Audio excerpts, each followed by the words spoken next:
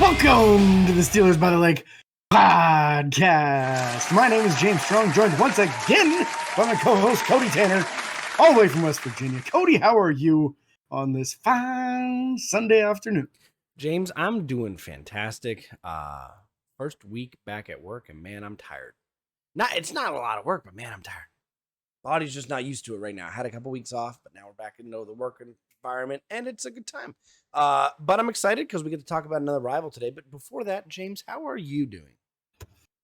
Man, I'm doing good. I didn't warn you about this, but I want to have a of vulnerability. Ooh. You know, I feel like a lot of the folks that have been listening to us for a long time, or even just in the last year, have been through this journey with us. You know. Mm-hmm. For those of you who are new to the journey, a little over, well, almost a year, almost 10 months ago now, my wife passed away very unexpectedly. And I really went through hell with the whole thing. You know, it was horrible. I wouldn't wish it on my worst enemy. And through every bad thing in life, you try to find what's the good that can come of it, right? And I struggled with that very heavily for a long time. This last week, June 25th would have been our 7-year anniversary. And obviously she wasn't here, man. And that was a real tough day for me. And I've been blessed to have an awesome person come in my life. Her name's Erica. She's my girlfriend now. And she was checking in on me that day because she knew it was going to be tough. And I was doing okay until I was going through some of her old clothes, and I found a shirt that it was kind of a link between the two of them. They each had a friend that had lost a battle with drug use, right? And he overdosed and died because of it. And this was a shirt that was raising awareness to try to help people that are battling that in the future, right? And I just lost it when I saw this shirt. I absolutely lost it. And she was checking in on me all day and just happened to check in at that moment. And I told her, I'm not doing well right now. She came flying over, man. Couldn't have got there much faster. And I was able to just hold her and just cry. And she just stood there like a champ and just hugged me the whole time, right? And what a blessing to have somebody like that in my life now that can be here for this next chapter, which isn't going to be an easy one. It's just not going to be. But very, very grateful that Erica's in my life now. So just wanted to kind of spend a moment to thank her and just kind of let everybody know what's going on. And the reason I can say I'm good now is because she puts a smile on my face every day, man. Yep, something I couldn't do. So, Erica, thank you. Appreciate that. No, but in all seriousness, James, you know that I'm always there for you. I've been excited and blessed to be on this journey with the Steelers by the Lake podcast with you. Nikki was a very strong supporter of us and you in this whole process. And so, you know, there's an aspect of doing this with her still in it. You know, she invested a lot of time and stuff into supporting you and us through this. So we can't thank her enough. And Erica, we are very excited to have you a part of this journey as well now. So we're very excited for that. So again, if you guys are listening and you didn't know about this, sorry for the for the moment, but you know, we are vulnerable on this podcast and we share things about our life. It's not always football talk, but it's always family talk. So time for dirty business, James. We're going to talk about the dirty bungholes. You know what I'm saying? That's it, man. And let's talk about business that I'm very passionate about, and that's people that are kind enough to give us 5-star reviews on Apple Podcasts. It means a lot. It really helps to bring more traffic to us. This last week, somebody with the username FunnyGuy333 was nice enough to leave us a review. It was a 5-star review. We appreciate that very much. And it says, love the Steelers and love this podcast. Keep up the great work, guys. Hey. So appreciate you very much. Funny guy 333. Funny guy 3. Maybe he likes this because we're funny. It's Well, possible. James, you're funny. I'm funny looking. If you're watching on YouTube, it makes it work. Okay. Get the heck out of here. I got a face for radio, baby. Let's go. But no, so if you guys are new, if this is your first week joining us or anything like that, or if you're just trying out a new podcast, we are going through the state of the division. So we talked last week about the Ravens roster and players to watch out for going into this year and stuff like that. This week we're talking about the Bengals, and then next week we will talk about the Cleveland Browns. Before we get to talking about the Bengals, we have two kind of news to talk about. One kind of Steelers related, one just NFL related. Then let's talk about the NFL one first because it's a big one. It's a big one. The NFL did lose $5 billion antitrust lawsuit over NFL Sunday Ticket. Now it's not done. This could take a long time to go through the judicial process correctly and everything that's going to happen. There's a chance that they could appeal it. It gets appealed. They go to the next court, blah, blah, blah. I don't see this going anywhere other than the Supreme Court. I don't see this getting, taken down now. It's going to be a big process, but it's exciting for the future because maybe there will be chances of us having to be able to, hey, I want to watch every Steelers game this year. I can pay for only the Steelers games. There's a lot of things. Maybe NFL Sunday Ticket price will come down. Because I promise you, if that was cheaper, I'd buy that every year, but I can't afford that. It's crazy. I get it. So there's a lot going on behind the scenes with this NFL against its consumers and even bars. Local bars are saying that they've been ripped off by the pricing and stuff like that. So there's a lot going into this. And so, James, do you have anything else you want to talk about with that? Yeah, I mean, I'm kind of I'm glad to see it happen because the cost has just gotten so exponentially larger. Yep. Obviously, the NFL is making plenty of money and does not need to charge as much as what they charge for it. Also kind of neat because being that they won, and I feel like the final verdict, no matter how many appeals and how long it's dragged out, will be the NFL losing this lawsuit. That means anybody that paid for the Sunday Ticket is going to see some change back. And man, I've been paying for it for like 14, 15 years. So I might get a couple dollars back out of all that stuff. So I'm all right with that. Yeah. $450 a year for that. That's crazy. Yeah. It used to be with DirecTV. It was like $300, $350, something like that. Yeah. But yeah, $450 now with YouTube TV. It's like, holy cow, man. When does it stop? Crazy. When does it stop? Well, and then because there's no competition. Either you pay that or you can't get it. Period. Yep. And then here's the other question. Where the issue is. Here's the question that I don't know about. Were the Thursday night games aired on Sunday Ticket, or was that solely Amazon Prime? That's solely Amazon Prime. So you're not even getting all the games for that price. That's my biggest gripe now. And now we have Netflix games coming this year. Mm-hmm. Yep. So yeah, it's gonna be a big thing. I wish that they had. You didn't even get all the preseason games. Like preseason games were only on the NFL Network, and it had nothing to do with the NFL Sunday Ticket. Like, come on, man. Yeah, that's gonna be crazy. James, you'll get a pretty penny back, and it'll be a good time. It'll be a good time. I'm excited because I want to be able to afford it. I, as a Steelers fan that just wants to watch the games that I typically have to do some sketchy things to be able to watch the game sometimes. I want to be able to watch them naturally from just my TV and not have to do everything else that I have to do. So sometimes I don't even have cable. I got no antenna, no local TVs. I don't have nothing. Just the interweb, and that typically you can make it work. So fun times. A lot of things you can find out there on the interwebs. Yeah. You want to know what else we find on the interwebs? News about Brandon Aiyuk. Woo! Yeah. And we've kind of avoided this topic just because it's been all rumor, so talked a lot about the possibility of the Steelers bringing in Brandon Aiyuk, but obviously this has been a heavy topic on a lot of Steelers talk for the last, 4 or 5 months. There was a lot of rumors that it would happen before the NFL draft, and then rumors it would happen during the NFL draft.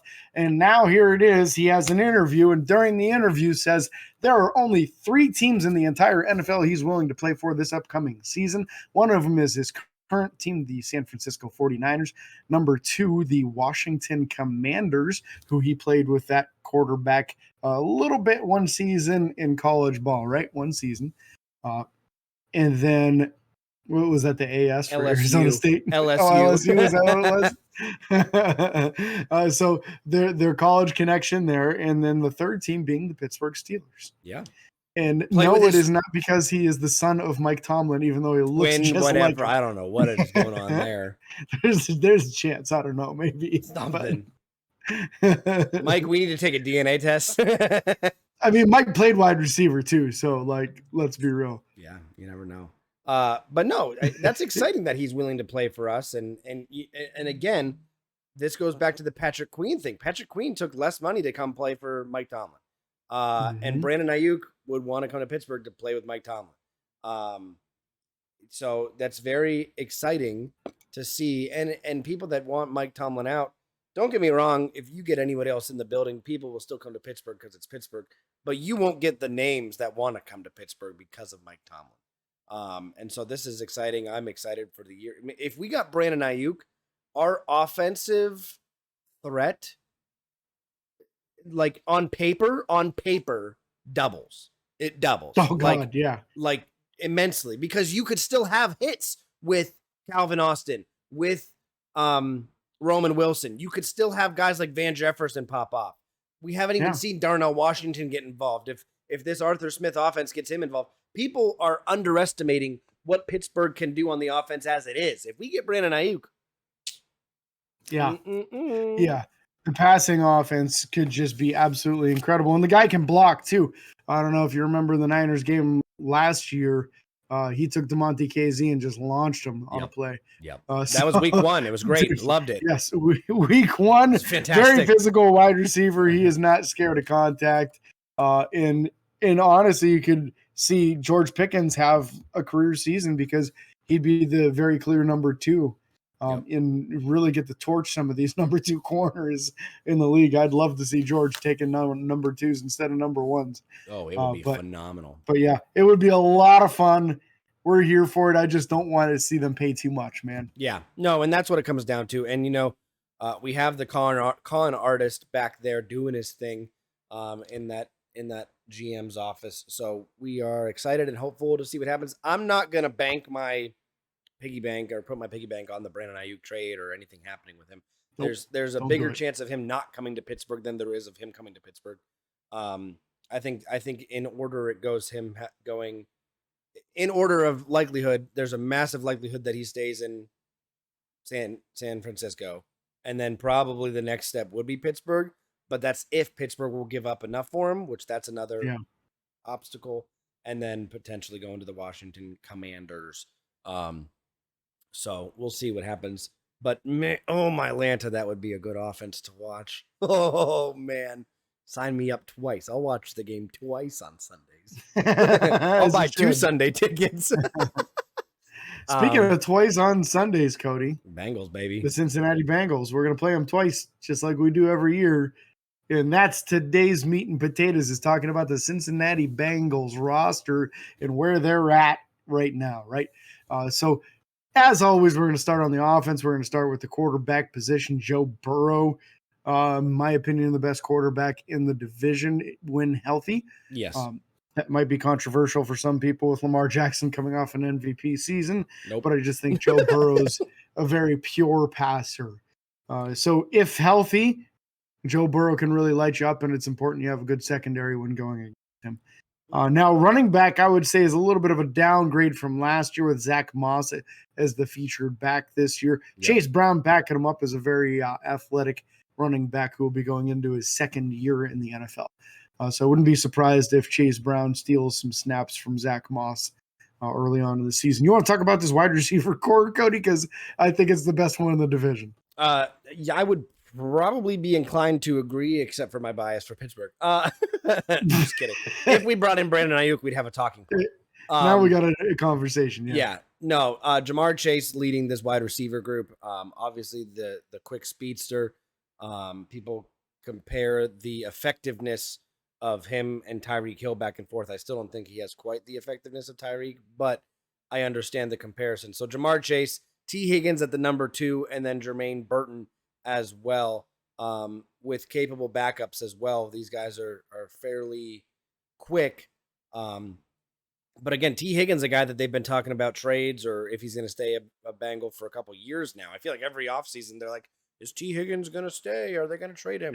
Yeah. He's still there. So interesting to see that. But again, very, very capable wide receiver core. Like you said, probably the best in the division. And then you also look at the tight end group. Mike Gesicki, former, you want to say it. I know you do. Penn State Nittany Lion. There we go. Started his career with the Dolphins. Now he's here in, there you go. There's the Nittany Lion. And then with a backup Drew Sample, the tight end room there is pretty decent as well. James, this offensive line is also probably one of the better ones in the NFL. Well, division. I would say that they're solid at most positions. I don't look at this group and say this guy's elite at any one of the positions, but they're all good. Left tackle Orlando Brown, just a hulking man, very big and strong, but susceptible to speed moves. Left guard Cordell Volson, a much better guard than he is a tackle. Tried a little bit of that early in his career, didn't work out too well. Ted Karras been in the league for a while now, it seems. Right guard Alex Kappa, also a former tackle that has converted to guard. And then the slated right tackle as of right now is Trent Brown, but they did select offensive tackle Marius Mims out of Georgia in the first round. If he doesn't beat Trent Brown for the job right away, I would expect him to get that job at some point in time during the season. So by the time Pittsburgh plays the Bengals, Marius Mims is probably going to be that right tackle. Yep, because that's not till after Thanksgiving. It's going to be a while. So very capable offense. Now moving over to the defensive side of the ball. They do run a 4-3 defense, so four down linemen and 3 linebackers. That defensive line, big guys on that line. Sam Hubbard on the defensive end, or the left side of the defensive end. You have Sheldon Rankins at the left D tackle, BJ Hill at the right D tackle, and then the big name on that defensive line, Trey Hendrickson at the right defensive end position. All very capable individuals. Trey Hendrickson, obviously being the elite pass rusher out of those 4. Yeah. And I felt like Trey Hendrickson should have gotten a lot more conversation last year for Defensive Player of the Year. I don't know where in the world people came up with these random statistics that Myles Garrett was actually good at, but all the ones that mattered, Trey Hendrickson beat him, as well as TJ Watt and multiple other people. So he is a very top tier defensive end / pass rusher in the NFL. Also, Chris Jenkins, the number 2 second round pick there for them as the defensive tackle, somebody I was very high on coming out of Michigan, and a second generation defensive lineman. Great length, great athleticism and strength too. So look for him to start stealing playing time early on in the season. But it's a formidable front with a good balance between Hubbard and Hendrickson. They can both beat your tackle at any point in time. So definitely a solid defensive front there. Now, when we get to the linebacker crew here, Logan Wilson at the weak side linebacker, middle linebacker Jermaine Pratt, and the strong side Akeem Dathis-Gaither. This is a very formidable middle linebacker or off-ball linebacker group. It's a fast linebacker group. To be nothing but straightforward with that. So again, very capable for those guys. Then you get to the secondary. Again, this secondary has taken a couple hits. I feel like in the past few years, it's not quite as good as it used to be. You have Cam Taylor-Britt at the left side corner, DJ Turner, right side corner. You also have Dax Hill, Josh Newton backing them up. Dax Hill has had a lot of playing time in his career. And then those safeties, Jordan Battle and Geno Smith. Von Bell listed as a backup. Von Bell could be a starter on half the NFL teams. Von Bell's very capable. So that safety crew especially is very, very, very formidable.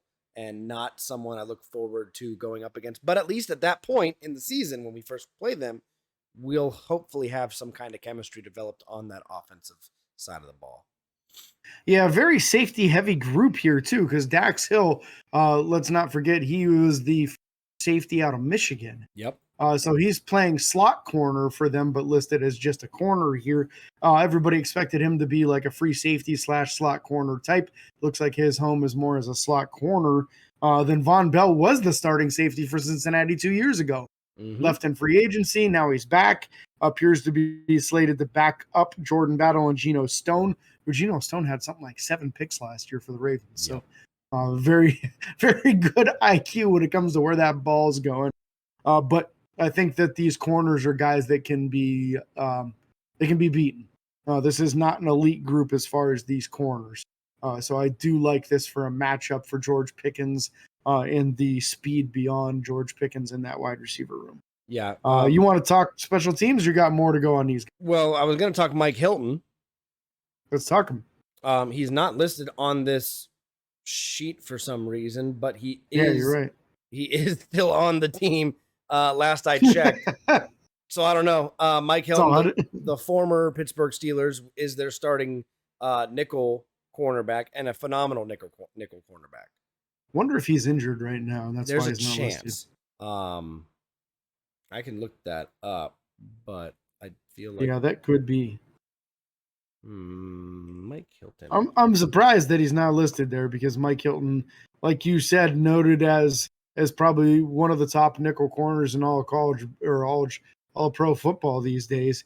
Obviously, the former Pittsburgh Steeler. And Mike, his biggest issue is speed. If you go deep on him, you can beat him. So I think that's going to be a favorable thing for Pittsburgh matchup wise this year if Mike is able to play. Again, Cody's looking that up for us right now to try to see if there's any kind of injury or something as to why he's not listed, or if it's just something that they goofed up since they don't list a nickel corner here. Got nothing here. Okay.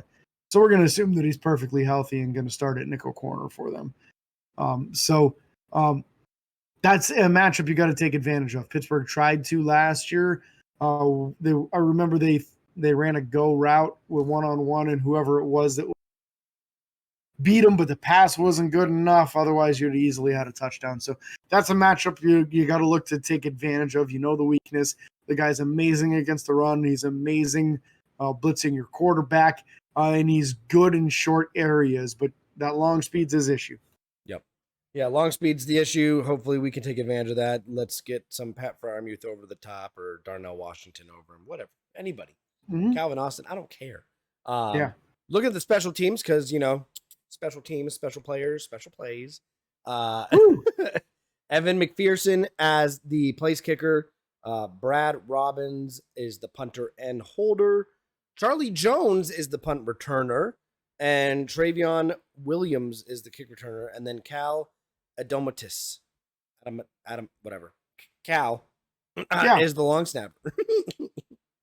Nobody listed as the backup long snapper right now, which was an absolutely horrible mistake for them last season. So hopefully they get somebody trained up for their sake. If they don't, that's on them.